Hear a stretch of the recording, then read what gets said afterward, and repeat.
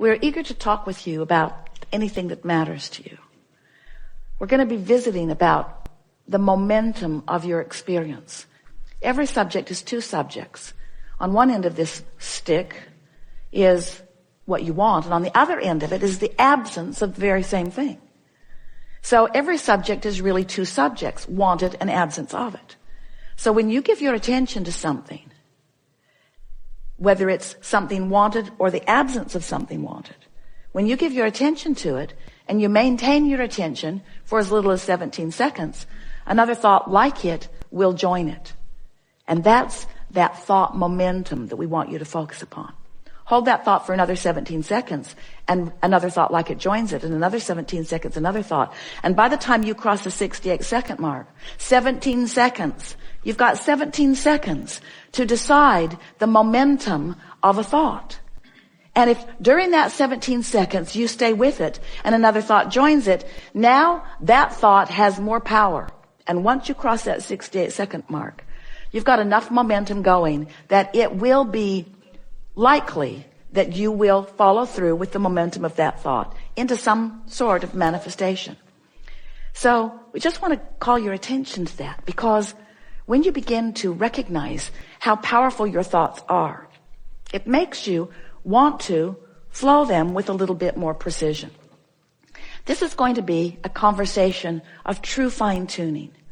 We don't want you to freak out about the thoughts that you're thinking. We see you cancel, trying to suck them back. Esther said to someone the other day, I have something to tell you and I only have 17 seconds to do it in. She was very fast in her conversation. But we want you to realize that you have the capacity to choose a high-flying disc. Your probability of finding it is first thing in the morning, before other things have become active that make it more difficult. So now you understand about law of attraction, don't you? And now you're understanding a bit about your disc, choosing your thought, your relationship with who you are, yes? You have a sense of momentum. So you're understanding momentum of thought. So now you understand all of the elements to become a deliberate creator of your own experience. We're eager to talk with you about anything that matters to you.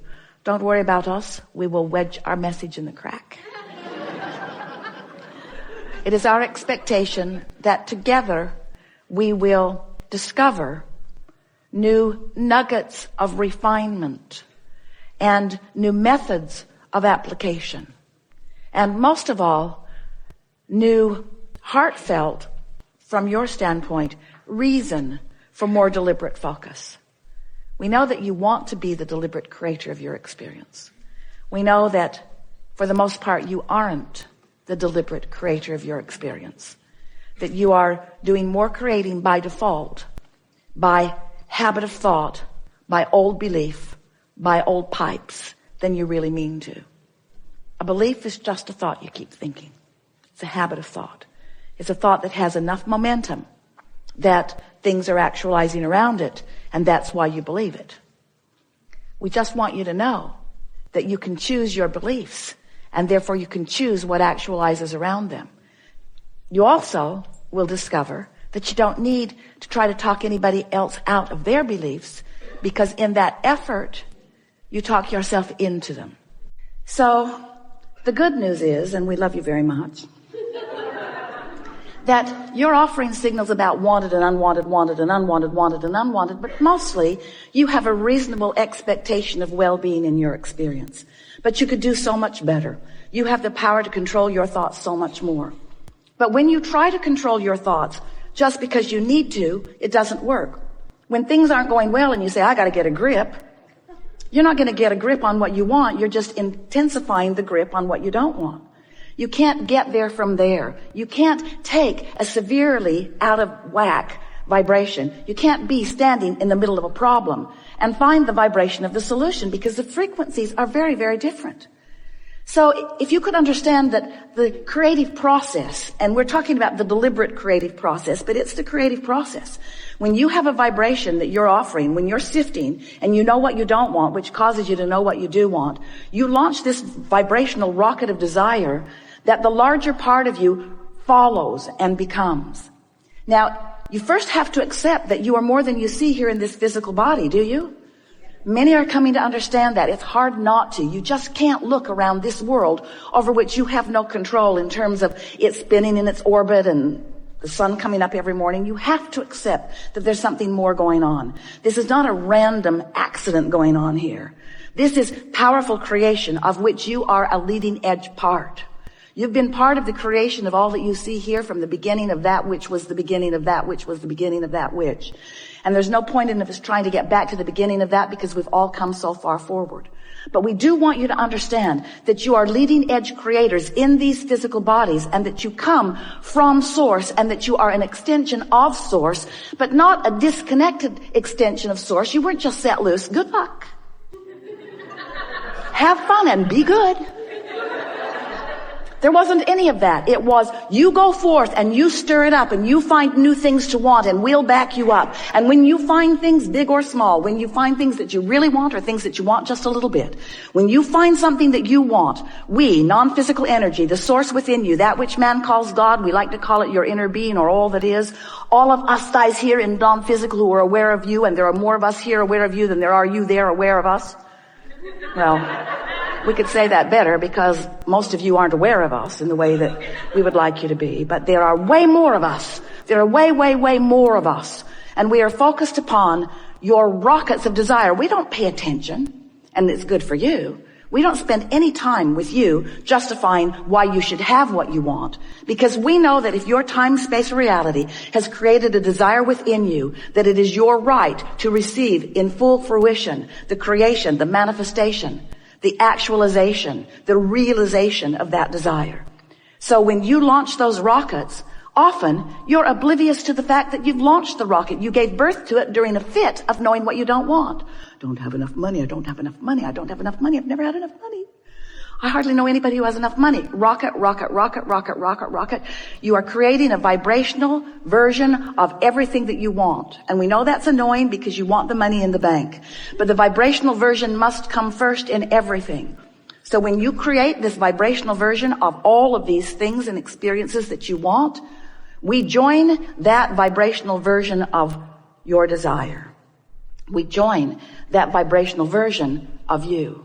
And we hold steady to that vibrational version, which is the reason that when you're not focused upon what you want, but instead are focused upon its absence and therefore justifying what you want by beating the drum of its absence, the reason that that feels like disappointment or fear or worry is because your frequency is so far off from what's in your vortex and all of us who are working with you and tending it.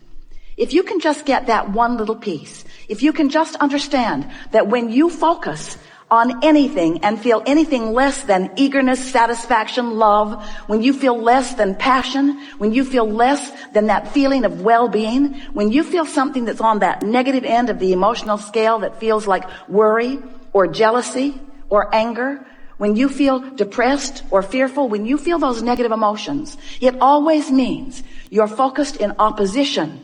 Not to us. We don't get to choose what you want. Not to God. God is not choosing for you what you want. When you feel negative emotion, you are in opposition to your own created version of you see. And you can't get there under those conditions. So you've got to do something to soften the vibrational frequency, which just simply means it's annoying for you to hear it because you can't do it, but we're going to tell you anyway. But you can't do it. You just have to stop thinking about that thing you're thinking about that is keeping you from what you want. But the reason you can't do it is because when you're thinking about that thing that you're thinking about that's keeping you from what you want, law of attraction is helping you to keep thinking about it because you've got an active vibration going on. And law of attraction says, you don't like that. How about this? You're not going to like it either, but here you go. Here you go. You say, just like my mother. Law of attraction is not punishing you. Law of attraction is supporting you with the evidence of your vibrational frequency. So That's why we say it's really helpful for you to find some neutral zone. If you can do something to distract yourself from whatever it is that has that unwanted active vibration. We don't want to get too carried away with that. We think you have the understanding of that. But let's begin with this simple premise. The frequency, the vibrational frequency of a question is different than the frequency of the answer. The frequency of the problem is different than the frequency of the solution. So, of course, you're going to uncover problems and questions. That's the whole point of sifting through contrast. It's necessary for expansion. But what we would like to encourage you to do is not get so carried away in your justification of the reason for the solution. You just don't have to explain it to anybody. Knowing that you want it is enough. If this time-space reality has the wherewithal to produce within you clarity of desire, it is our absolute promise to you that it has the wherewithal to give you the actualization of that desire. No exceptions ever. No exceptions ever. If you can want it, you can have it. But you've got to achieve the frequency of what you want. You can't be sad about not having enough money and let the money flow because you're blocking it. So step one says you got to want it. You got to focus upon it. And contrast causes you to do that all day, every day. Step two says what is asked is given every single time. But here's the part of that you don't like. It's given to you in vibrational form. And you say, well, whoop-de-doo. I can't spend that. I can't vacation with that. And we say, but you have to accept that it is given to you in vibrational form, and then you've got to figure out somehow, some way to become a vibrational match to that vibrational frequency. And when you do, so here's the story we like to explain to you. You are here in your physical body after having come from non-physical. The non-physical part of you still remains non-physically focused. You sift through the contrast. You're lovely and very good at it. And as you focus in your life, you give birth to all kinds of new intentions, which we all revel in because the expansion of the universe is all about that. So you're launching all of these rockets of desire that are being held in this vibrational reality. We've been calling it your vortex. It's this spinning reality that law of attraction is holding together. And all cooperative components are being assembled about everything that you want. The question is, when are you going to be a cooperative component to your own intentions? And the answer to that is as soon as you stop complaining, as soon as you stop missing it, as soon as you stop having conversations about what's going wrong, as soon as you stop joining those blogs or those television programs that are beating the drum of what's gone wrong all the time.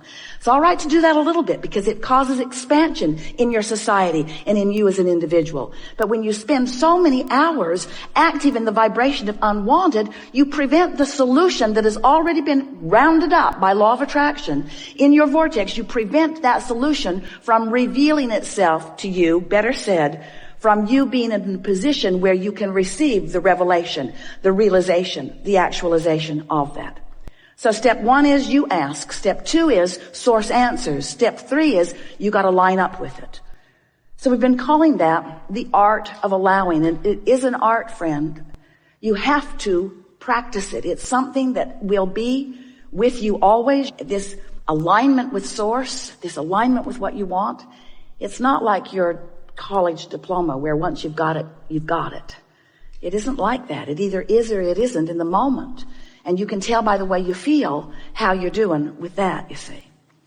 We have enjoyed this interaction more than words can convey.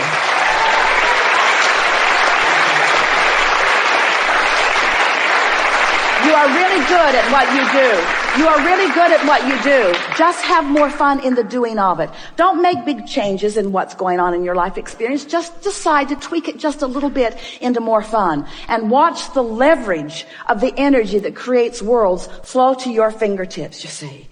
It's really your time, friends. You know what to do, so be playful in doing it. There is great love here for you. And as always, we remain in the vortex.